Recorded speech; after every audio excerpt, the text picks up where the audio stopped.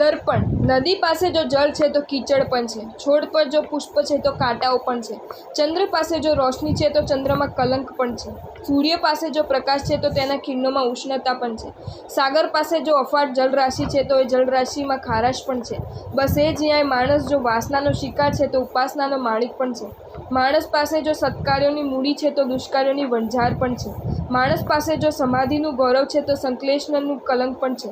દર્પણનો આપણને એક જ સંદેશ છે: ભલે દ્રશ્યોને પ્રતિબિંબિત કરતા રહેવાનો મારો સ્વભાવ છે, પણ પ્રતિબિંબિત થતાં જ એ દ્રશ્યો જેમ પકડી રાખવાનું મારા સ્વભાવમાં નથી, તેમ તારા જીવનમાં નબળા, નકામા, નુકસાનકારી પ્રસંગોને જોવા, જાણવા, અનુભવવાનું તારા લમણે કદાચ ઝીંકાય તોય એને મનમાં સંઘરી રાખવાની ભૂલ તું ક્યારેય ન કરતો. મારી જેમ તું તુર્ત જ નિર્મળ બન્યો રહીશ. જો તમને આ વિડીયો ગમ્યો હોય તો આ વિડીયોને લાઈક કરો અને મારી ચેનલ જૈન ફેક્ટ્સ એન્ડ સ્ટોરીઝને સબસ્ક્રાઈબ કરો. ધન્યવાદ.